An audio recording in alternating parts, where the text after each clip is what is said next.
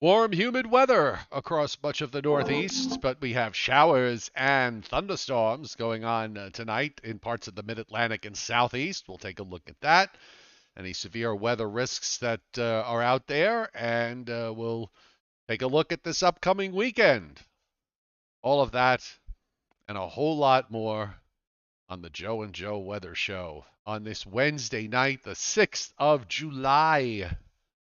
Boy, the first half of the year just flew by, did it not? It sure did. Can't believe it. We're more than halfway through 2022, I and in just a know. matter, in just a couple of weeks, you're going to start to notice that it's starting to get dark again in the evening and dark again in the morning. Yeah, well, yeah, that too. I'm enjoying these sunsets here because it stays light till about 9 o'clock or so, and because I get the late sunrises. I can't imagine if they went to daylight time year round, it'd be dark here on in the winter time, Joe. It would be dark here till about 9 o'clock in the morning.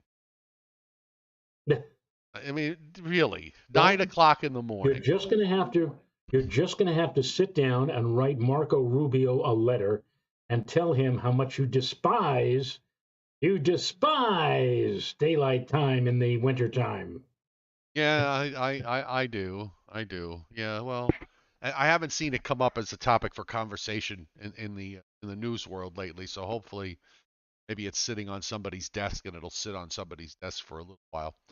So, anyhow, uh not to every day we've kind of been struggling. This is not unusual for this time of year. I mean, we personally struggling on trying to figure out what to talk about, and it's just typical summer weather, although we continue to be in a rather atypical pattern that still shows to me anyway. I really don't see any sign of it breaking down anytime soon, at least through the end of next week anyway. And it always seems to happen. We've been thinking about the idea that the weekend should be a really nice, pleasant weekend, and a couple of the models threw some curveballs late this afternoon. But I looked at it. It looks like they want to slow the front down and not bring it through until sometime on Saturday, and have some showers and storms with it as it goes by. I'm not. I'm gonna give it a couple of runs to see if it's still here at the same time tomorrow. Okay, I'll throw in the towel maybe for part of Saturday, but I'm still gonna lean on on the optimistic side. I don't know where you stand on this particular issue. I've been saying up until now, cloud cover persisting into the early part of the day on Saturday. And so, I might have to mention now the possibility of, excuse me, the possibility of a lingering shower into Saturday morning. And then things will get progressively better as we move into the midday and afternoon All on right, Saturday. so you're Sunday still looks like a beautiful day. right. So you're not going to accept the idea that the front won't come through until late Saturday and where we get showers and storms, Saturday afternoon. You're still thinking that it comes through late Friday night, early Saturday morning, maybe some clouds linger, and then weather conditions improve after, what I like to call decreasing clouds, increasing sun from either west to east or northwest to southeast. Precisely, Robin. Yes, exactly. All right. Well, yeah. Look, I'm gonna stay. I'm gonna stay on that idea myself. With that idea, uh, but I was a little, when I was a little bit taken aback when I saw the again. This was the European this afternoon, and and then the GFS kind of followed up a bit on the evening on its evening run, and even the NAB was showing it too. Not that I really trust it because it does tend to be rather squirrely, especially beyond especially in the last 6 or 7 months, and definitely past the 36 to 48 hour time frame. So we're going to hold on to the idea that the weekend is going to be okay. Certainly Sunday's not at risk; it should be fine. Nice shot of lower humidity coming down. Um, Meanwhile, today it was kind of humid today. I saw dew points up near 70 in South Jersey and Oh, southern Pennsylvania and points southward. I was saying to myself yesterday, will I have a chance to maybe turn the air conditioning off and open the windows and allow for a little bit? And it never, ever, the humidity never, ever did drop to a reasonable level. So it remained rather muggy right on. I mean, definitely not quite as bad as yesterday, but still, yeah, no, Yeah. not not worth turning off. Not turning off the air conditioner for the moment. So, Well, but there's hopefully things will get better as we get into the upcoming weekend with a drier and somewhat cooler and more comfortable airflow. there's going to probably be a little bit of some slight dew point relief tonight into tomorrow morning. I think there's a little drier air that's going to try to come down from the north, uh, but it's not going to last because by tomorrow afternoon the dew points are starting to climb again, and then of course we have Friday with probably the chance for some showers and storms late in the day. Although I'm not, it doesn't look to me like a severe weather type situation for Friday. And then again, now that the question about Saturday is suddenly burst on the scene, but we will remain optimistic. Meanwhile, I actually had a heavy downpour that lasted maybe about 15 minutes with a lot of thunder. So that was good because uh, I don't, Joe. I think in the last 5 weeks in total, if I got a half an inch of rain, I got, and I might be pushing it here. It's been, yeah, it's been rain free. I've been missing out on. There's been scattered thunderstorms around me, but even in those places when they've happened, the downpours haven't really lasted very long. It's been bone dry. Uh, but and it doesn't look like that's going to change very much going forward either for those of us in the southeastern part of the U.S.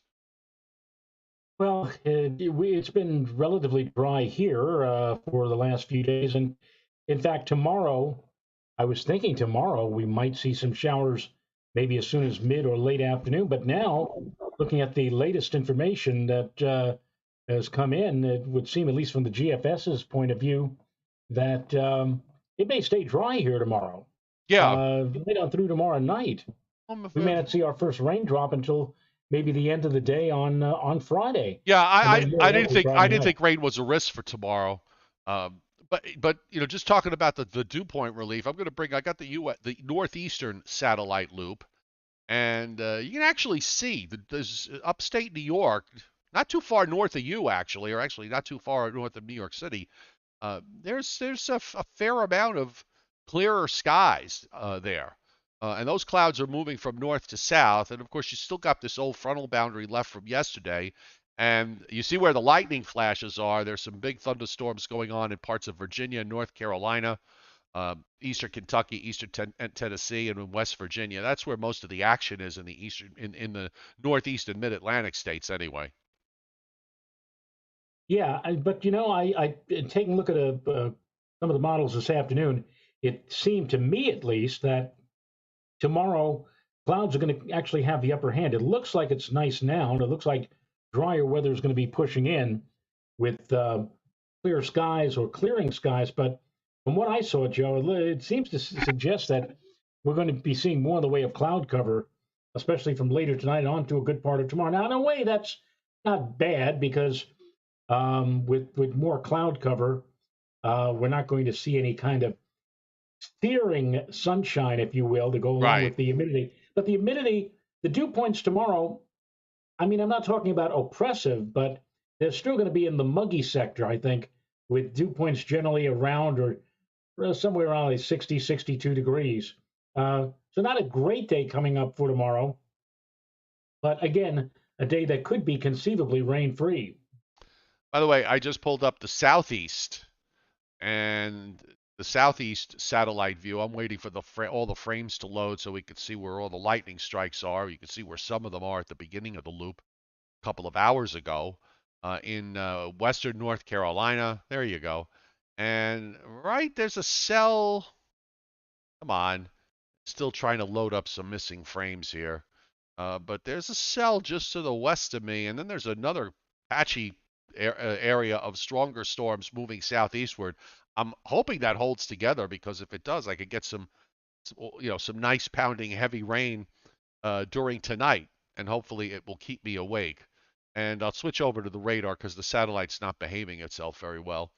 So we could take a look at what's going on.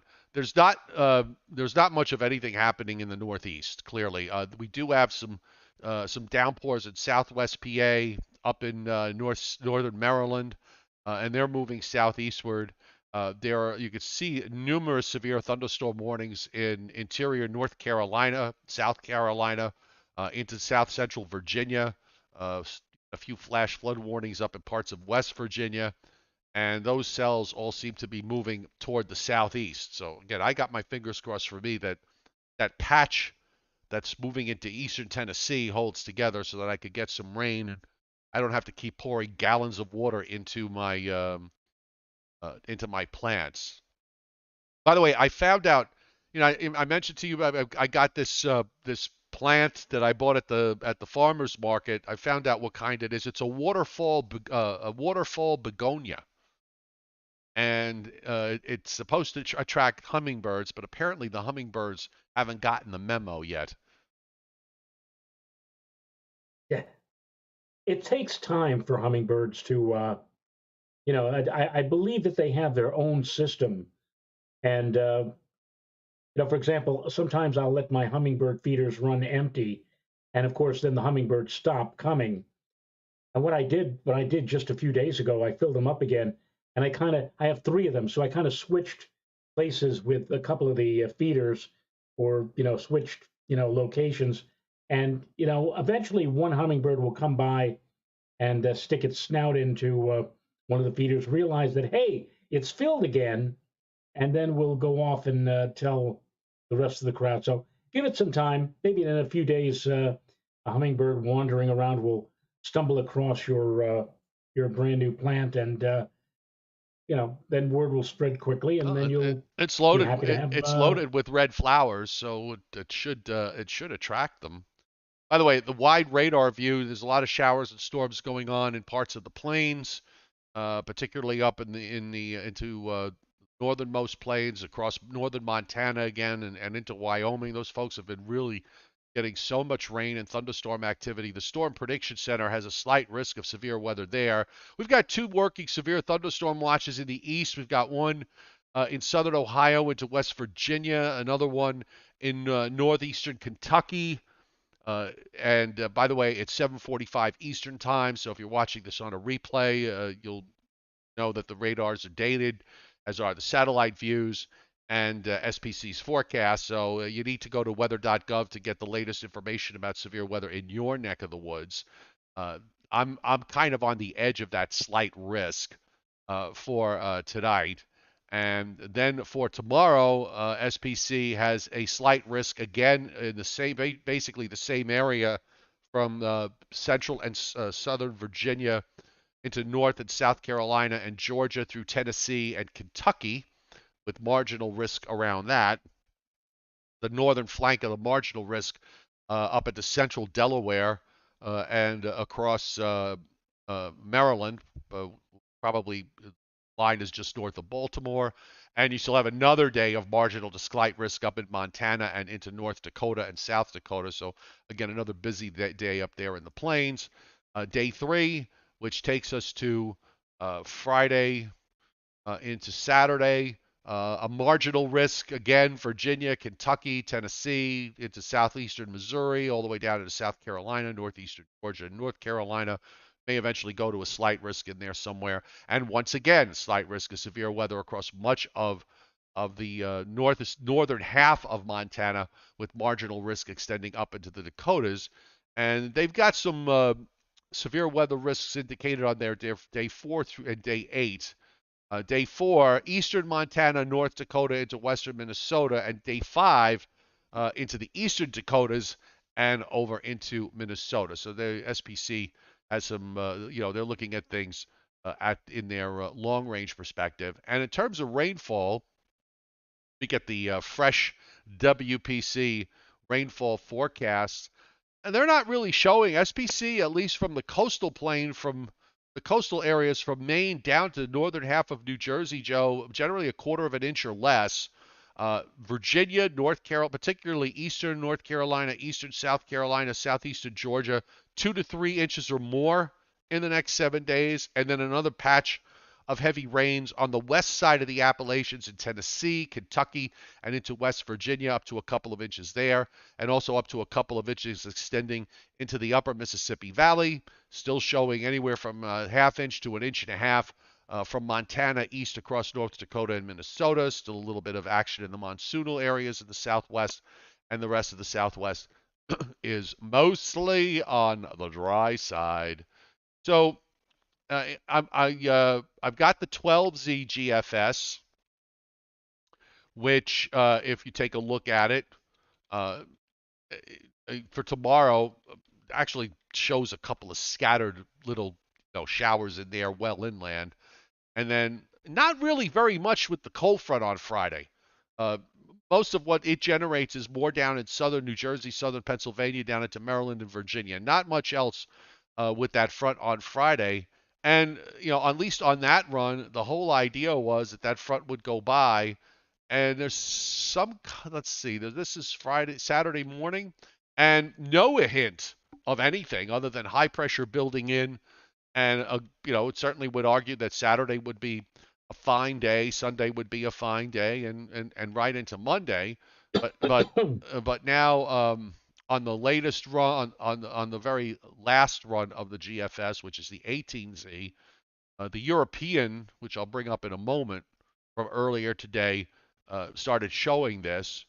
So on Friday, the front comes through Friday evening, where now it does have some showers and storms there into Saturday morning, and then it pushes southward. So that kind of supports your notion that maybe clouds and a leftover shower early in the day, and then gradually decreasing clouds and increasing sun. But then if you look at the Europeans like really slow with this cold front. I mean, it kind of gets to the same place. I got to remember that this is not the radar, but this is rainfall, so that makes a huge difference. It does actually show some heavier precip Saturday morning in southern New Jersey, southern Pennsylvania, down into the Delmarva Peninsula. Not much to the north, and then it dries out. I'm just going to kind of stay with what I've had. I'm not going to really change very much. I'm not going to change based on one run, so I'm just going to leave things alone. That's worked for me this summer so far, to just kind of ignore these little blips in the model, and just play it on the optimistic side, and that's what I'm gonna do. Our friend Excuse up in me. Alaska, Alfred K. Phillips says, Joe and Joe, check out Barter Island, Alaska, Katovik, Alaska border, and Canada coast borders, super high temperatures. Now, I did go to the Fairbanks National Weather Service, Joe, and believe it or not, as of this hour, Fairbanks is under a red flag warning. Oh They God. have a temperature of 79 degrees Wow. in Fairbanks right now. Now, if you go as far north as I can find, this is I pardon me if I have difficulty pronouncing this. It looks like Uquagavik. That looks like it's even further north than Barrow. And if you go up there and check out the conditions right now, that's actually Wiley Post Will Rogers Memorial Airport. Ah, dear. I'm sure that Will Rogers and Wiley Post are so happy that they have an airport named after them in the hinterlands of northern Alaska. 59 degrees. That is kind of warm for them at this particular juncture. But let's see, 59, humidity 75%, dew point 51, 10-mile visibility, but it looks awfully mild for that end of the Alaskan uh, wasteland, if you will, all the way again as far north as you can go, and 79 again in Fairbanks. So it is blistering warm, if not downright hot, relatively speaking, for all the folks who live in Alaska right at this moment in time. By the way, Atlanta, I'm just looking here. Atlanta is 93. Let me see how high they got to today. Uh, and they're forecasting 93 tomorrow, 94 on Friday, and the high today looks like it was probably it hit 94 for at 1 hour at 4 o'clock this afternoon. So let's see. Let's just take a look at. I'm going to bring up my local airport here because I did not get to yesterday. I got to 89. I think I stared at that thermometer for about an hour waiting to see if it would go to 90, and it didn't. Why is there it says an error has come up. Should not be.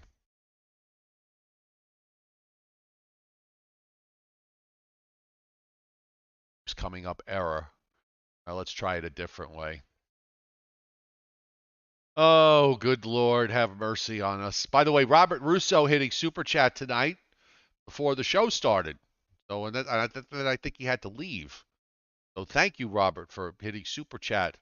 Uh, I'm not going to thank you for Are we going to departing. get I the wish you chairman could have back pretty stayed. soon? I Is the think chairman coming back next week, or? I think around I think I remember him saying I think the 18th. Yeah, he's got that. He's touring all these. He's got all these bookings up and down. The coast here. Oh, good Lord, the Blairsville thermometer's been in shock. It's been down all day. It was 85 there this morning at 8:35 this morning. It was already 85 there. They have a max Wow. temper. They have a max temperature as of 1 o'clock of 88. And then the current temperature, which is 84, they had a thunderstorm in vicinity around the time I had it. So the temperature dropped to 83. I dropped down to 78 here when we got our downpour, and then the temperature kind of jumped back up to about 81 or so.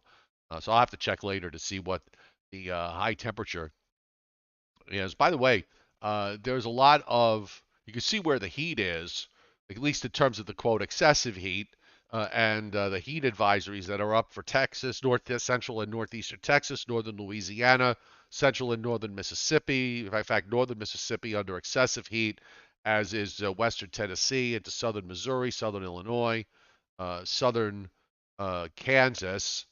And why don't we just pull up St. Louis to see how hot is there? It is, or how hot it was there today. St. Louis is 91 right now, and they got to going 96 for tomorrow. Day, the 93 was the It high really in is St. Louis amazing. today. I mean, it's amazing that the nation's midsection will probably go down and remember this summer as brutally hot from from places like St. Louis, Des Moines, Chicago, Indianapolis, even as far north as let's say Minneapolis. And meantime, here in the east or here in the northeast, because we've been getting weather front after weather front, the systems have been moving by rather quickly. All we've seen is just the occasional spell of oppressive humidity and heat, but more often than not, it has been quite nice. And as I said, looks like once we get into the weekend, the flow will be coming out of the northwest and bringing in some really nice weather, low humidity weather for much of the upcoming weekend. So we have not really suffered all that much. Dare I say that now, because we don't know what's looming. Let's say around the corner late in July or even the month of August. Things can change on a dime very quickly. But so far, Joe, at least in this neck of the woods, we have been very, very lucky indeed. Yeah, the heat, the quote unquote heat ridge that's been kind of spread out across the from the southeast to the southwest is very flat. It's not one of these ridges that pushes all the way up to the Canadian border. It's been very flat. And of course, it can't really push up to the Canadian border because we still have this very active flow that's coming out of Canada, an upper low in Hudson Bay, an upper low between Greenland and Labrador, another upper low that's sitting off the coast of the Pacific Northwest. So this is not conducive to heat in the east. And in fact, that flattish ridge actually shifts to the southwest, exactly where they don't need it because it kind of cuts off their monsoon for the weekend. And of course, that allows the next trough to drop down into the eastern part of the U.S. and bring in what should be a really nice dry air mass. And I'm just kind of looking forward here. There's another trough that drops into the east later next week along the East Coast. This one, Joe, is going to slow down. It may have a tough time Looks like it wants to hang around for a few days, so that might be problematic later next week if we've got some kind of cold front that stalls out. I mean, eventually it does lift out, but it may hang around for a couple of days. Then as that lifts out, a new ridge on this run forms in the Tennessee Valley, which kind of noses up into the northeast briefly before flattening out again, and it's wash, rinse, repeat. Starts to see a migration back westward. So, again, it's not to beat a dead horse here, but I'm going to beat a dead horse. There's not really much here as far as looking for any kind of change. Of course, if you like the idea of having low humidity and sunshine every couple of days, coming in for a 2 to 3 day stretch, this summer's been for the Northeast been perfect for you. Right, and that ridge that you mentioned building back, it looks like into the Tennessee and Mississippi Valley by, let's say, around the 18th and 19th of June. The heights do get as high as like 597. Now that's pretty high, and that is a pretty potent high pressure ridge. But meantime, here in the Northeast, while all that's taking place, we continue in a northwesterly flow. Yeah, the heights are high here, about 590 on the 500 millibar scale, but it's still a northwest wind and in the upper levels of the atmosphere, which Right. means basically dry weather. Yep. The tropics are dead, so there's nothing really to look at unless you want to look at Saharan dust. And that's probably going to be the case for the next week to 10 days. You know, we're just in a quiet period at the moment. So I don't know what else to tell you. It's like a shrug my shoulders here, trying to figure out what else we can talk about. I didn't see anything. I didn't see anything in the news that would, weather-wise anyway, that we could discuss. I don't know if you saw anything. Although No, I did see your Facebook post of why you should not light fireworks on your oh, on the front of your house. oh God, that's. I saw that. I said, "Oh my goodness, I must put that up." And because I've never been a big fan. I was, as a kid. I used to enjoy, the Roman candles and the skyrockets and the fireworks. But when you're our age, Joe, that's you look back now and you say, man, oh, yeah."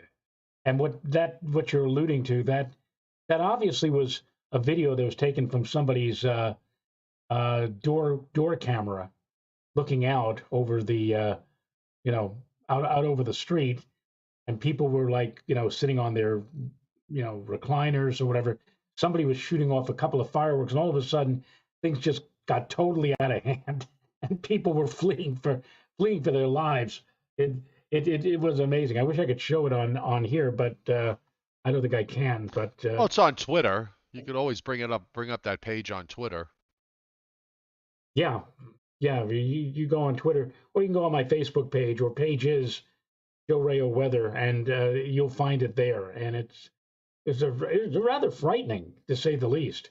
Somebody asked me, somebody on one of my Facebook pages said he's saying to himself, maybe it was staged. I don't think it was staged. Well, somebody had to leak that out.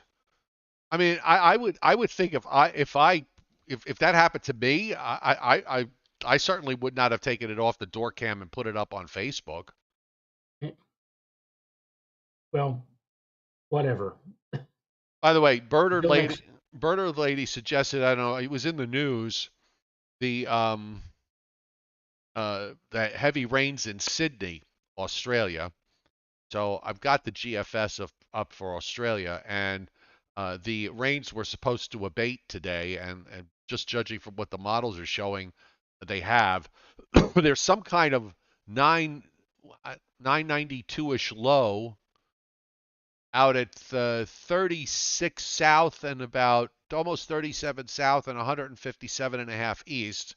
You see it there moving southward. Uh, Not much. Virtually the whole country, the whole continent of Australia has very little rain. There's another wave of rain that moves up the coast on Friday night, Saturday, and then that goes out. And then there's, it's mostly confined to the immediate coastal areas there in Australia, but virtually the whole continent is dry for the next 16 days. And it is wintertime there, so it's not unusual to see uh, cold air and snow coming into the southernmost area there of Australia. But just taking a look at that, not seeing much of anything at all. It's like big high pressure there in southeastern Australia. Uh, Dominates the weather for the next several weeks. Joe, I think it is. If it's getting back to that fireworks video, Yeah, if you can give me the sharing capability, I think I can actually share that, yeah, and we could show it. yeah, you can. Just a moment, and let's see. Okay, it's all yours. All right, here we go. I'm gonna put it on full screen so that you can get the full effect here. And let me get the speaker up All right, here so that you can hear hang the on, screen. hang on, hang Now on. you get Yeah, there you go. You're on there. now now. Can everybody see this? Can everybody see? This is from a simply safe camera, obviously a doorbell camera or camera that you mount on at your front door. And you can see the scene here. People are relaxing. They have their reclining chairs out. Now, this apparently right here is where they're setting off the fireworks. They being the three or four quote experts on this, who probably must have paid a goodly amount of money to watch their dollars go up in smoke. Well, they And might have now, they might have invested that money in some landscaping. I mean, it's just basically grass in the front of the house and nothing else. There's not a tree in right, sight. But right, that's all right. just me expressing a never to be humble opinion. So this is only going to last 30 seconds, but you will very quickly see the what happens here in just a short half minute of time.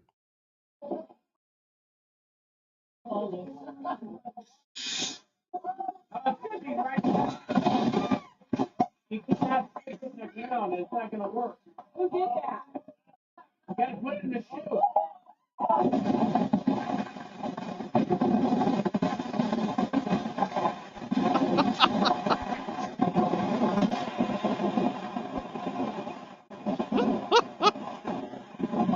I'm Oh sorry. yeah, that was. I'm sorry, but you know what? You got the fireworks in the back of the car, for Christ's sake. I mean, really? Seriously? Are Who you? here wants to see a replay? You want to see a replay of that? Oh, you might as well. Might as well. These people have been these people have Here's been already shamed all over. We might as well just add to the here's shame. here's the supply of pyrotechnics is right here, and apparently they're shooting off, I guess, a bottle rocket or something here, and everybody's just leisurely watching these clowns as they set this off.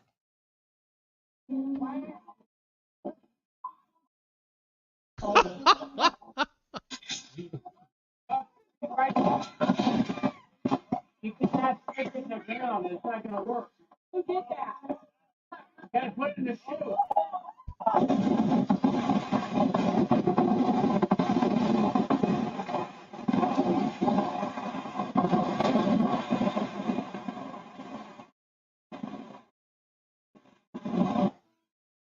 I just want to say I don't envy them having to call the insurance company. I really, or the insurance adjuster to come over it. I would have liked to see what that vehicle looked like after that was over. Now look, um, Oh, for those of us who grew up in the Bronx, yes. that would never happen because in the Bronx, what they just simply do is they go out to the middle of a very busy street, create a bonfire, and just throw everything in there. Am I right? Am I right? Correct. And you know what? In my neighborhood, we Yeah, used to throw bricks of firecrackers into the bonfire. You're right. absolutely correct. And you know what? We never blew up any cars. That never happened to us. Yeah, I was never a big fan of fireworks, especially as I got older. To be quite honest, it's just like, okay, how many times can you look at something and go, ooh? Ah, wow. Yeah, Wow. I'm not doing. Yeah, exactly. Yeah, it's just you get to a. I guess maybe I'm too cynical for my old age, but that's just not my cup of tea. By the way, Uh, Leon Probitsky hitting super chat tonight. Thank you, Leon. Most appreciated as always. Uh, yeah, that was. Yeah, Pat BFD says they keep us firefighters in business.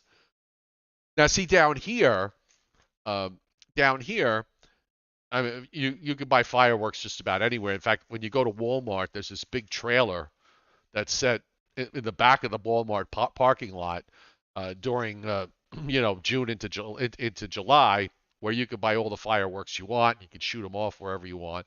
And they also, of course, add the gun. They fire their guns. They fire their guns and shoot bullets up in the air.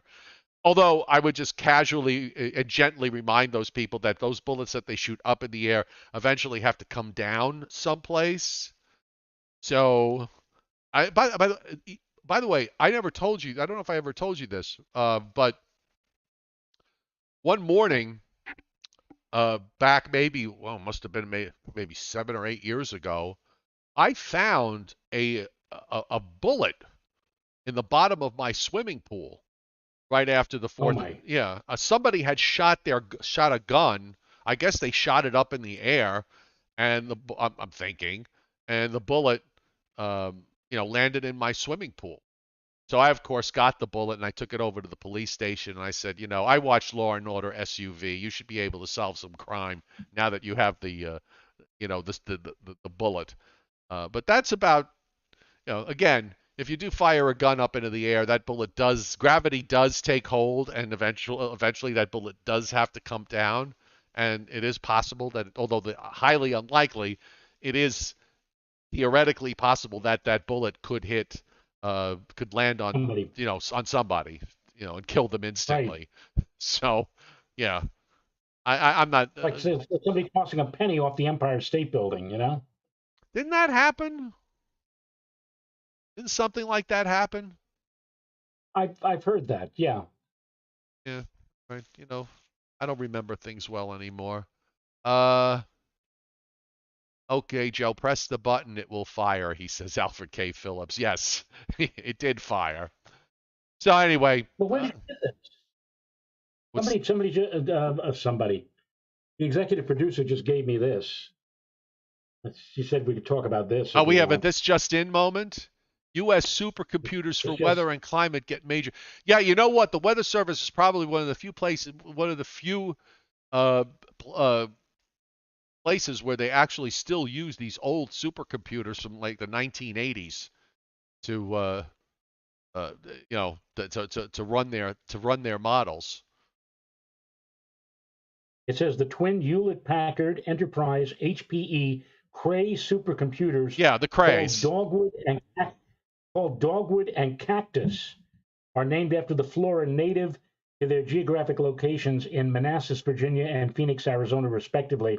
They replace NOAA's previous Cray and IBM supercomputers in Reston, Virginia, and Orlando, Florida. And these computers serve as a primary and a backup for seamless transfer of operation from one system to another. In other words, we now have the ability with these brand new supercomputers, these new Cray supercomputers, of getting the forecasts inaccurate or getting it wrong in half the time. Yeah. No, I'm only kidding. Yes. Exactly. Well, Oh well. All right. You know what? Joe and I are going to take Thursday off. Uh, so we won't be back until Sunday, folks. So we're going to take Thursday off. I have to go to the doctor tomorrow. I have my 10:15 appointment with Dr. Newley, who's going to look at my leg and take an X-ray, and if everything is how it should be or how it feels, which is good, but if everything is how it should be, then the next step will be to book the surgery room to get the screw out, probably a few days after that, and then I other than to wait for the stitches to come out for when they take the screw, I think I'm going to be pretty much done with the boot. I can start walking around again like a human being. that would be nice. That would be, at least you're not using a walker. No, no, no, not at all. Uh, these boots are the boot that they put. They're great. They give you a lot of support, and you're able to get around. I'm able to drive because it's on my other leg. Um, but yeah,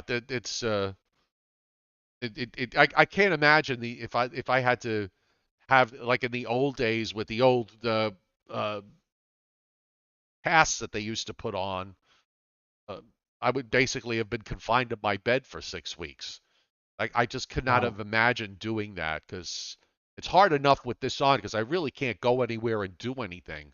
Uh, in the I mean, I could walk around, but after a while, you get tired, and you don't want to put too much strain on my.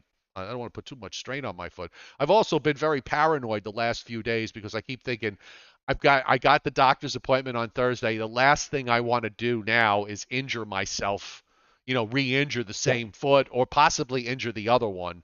So I've been extra cautious the last couple of days, especially in the mornings when I go down to the dog park with the dog. So thankfully tomorrow that should at least uh, hopefully give me the light at the end of the tunnel to know exactly when this thing is going to be I'm going to be done with. So anyhow, it's all good. So you and I will take Thursday, Friday, and Saturday off, which means we will be back on Sunday at 11 a.m. Eastern Time. So everybody have a great Thursday and a great Friday and a great Saturday, and we'll see y'all on Sunday. Oh, by the way, Yes. so today, right before the show, I watched Perry Mason in the Case of the Jilted Jockey.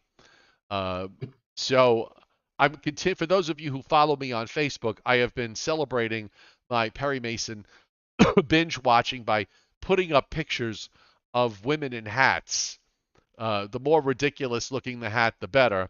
Unfortunately, at least so far in season two, there hasn't been many opportunities other than Joe. I put up a picture of Eleanor. I think Eleanor Aubrey was her name, and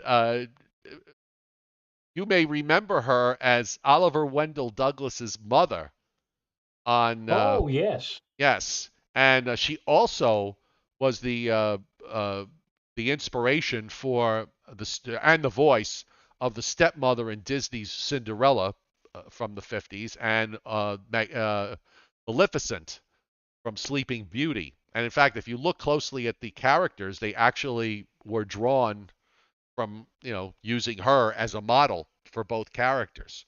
So it was kind of interesting to read about her Did not, career. She didn't do many movies. did not know She did a that. lot of TV appearances, but she was wearing a hat today that kind of looked like I didn't know how to quite to describe it other than to say that she found out that she was testifying and had just washed her hair and hadn't dried it, so she had to put something up there, and that's what it looked like. And she was only a few years older than Eddie Albert Oh yeah, only 6 years when older. she played his mother. Yes, So only 6 years older than Eddie Albert. Yeah, very, yeah, very yeah. She was. It was kind of cool. She's actually. She always plays these. Upper middle. She usually plays these upper middle right. class women that are The mean. matriarch. Yeah, Yeah. but then they're a bit on the mean side. I forget. Didn't she like side with Lisa about the fact that they lived in Hooterville and should move back to New Yes. York? Okay. Yes. Well, it's funny the way Green Acres started. Lisa hated Hooterville when they arrived there in the first season. But by the time they got to like the fifth of this final season of Green Acres, she had fit in well with everybody. She kind of understood, you know, Mr. Drucker and the Arnold the pig and whatever. And it was Eddie Albert or Oliver Wendell Douglas who, like, his eyes were in constant spinning around motion. They even did a commercial on MeTV for the Twilight Zone show. And there's one particular snippet where Eddie Albert is coming out of his barn. He says, "It feels suddenly that I'm in the Twilight Zone." Yeah. Oh, good Lord. Too funny. All right, pal. So we'll see you Sunday morning at 11 a.m. Eastern time. Have a great night and a great weekend. Good night, everybody. Good night.